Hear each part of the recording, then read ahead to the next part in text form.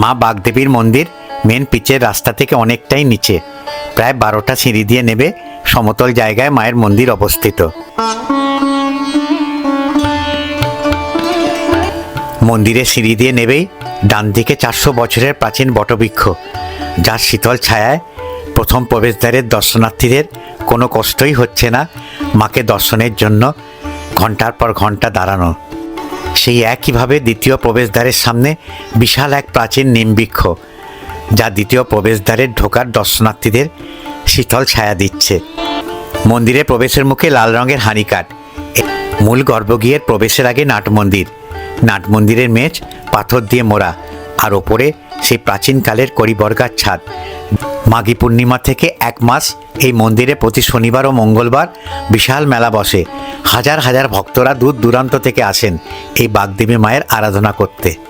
এই মন্দিরের প্রকৃত প্রতিষ্ঠাতা ছিলেন এক সিদ্ধ ব্রাহ্মণ মানুষ, যার নাম শ্রী রঘুনন্দন বন্দ্যোপাধ্যায়। ভূঁইয়া যুগে যশোরের জমিদার চাঁদ রায়ের গুরুদেব ছিলেন এই সিদ্ধ পুরুষ শ্রী রঘুনন্দন বন্দ্যোপাধ্যায়। জমিদার চাঁদ রায়ের সেনাপতি ছিলেন ঈশা খাঁ। ঈশা খাঁ ষড়যন্ত্র করে চাঁদ রায়ের 1600 বর্ষীয় কন্যাকে অপহরণ করেন এবং নৌকা করে পালানোর সময় ওই কন্যা পদ্মা নদীর জলে ঝাঁপ দিয়ে আত্মহত্যা করেন। এই খবর জানার পর কন্যাহারা পিতা যশোর ত্যাগ করেন।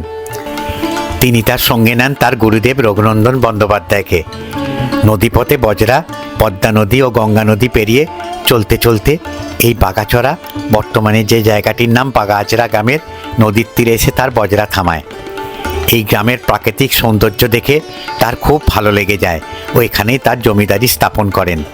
এই জায়গাতেই চাঁদ রায়ের গুরুদেব পঞ্চমুণ্ডী আসন স্থাপন করেন এবং মন্দির প্রতিষ্ঠা করেন, আর এখানে বসেই তিনি বাগদেবীর আরাধনা করতেন। এই মন্দিরের গর্ভগৃহে কোনো বিগ্রহ পূজিত হয় না। জনশ্রুতি, এই মন্দিরের প্রতিষ্ঠাতা বহু বছর আগে এই গর্ভগৃহে মা বাগদেবীর বিগ্রহ পুজো করতেন, কিন্তু পরবর্তীকালে ভয়াবহ বন্যার কবলে এই মন্দির জলের তলায় চলে যায়। পরে জল নেমে গেলে মূর্তির দেখা আর পাওয়া যায় না। তার বদলে 3টি ঘট ও 4টি শিলাখণ্ড পড়ে থাকতে দেখা যায় মন্দিরের গর্ভগৃহে।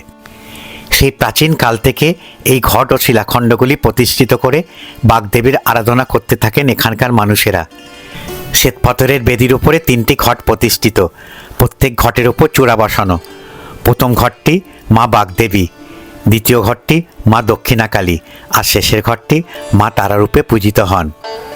ঘটের ডান দিকে 2টি শিলাখণ্ড, বড় শিলাখণ্ডটি বাবা মহাকাল ভৈরব আর অন্যটি ফুলের তলায় বটুক ভৈরব।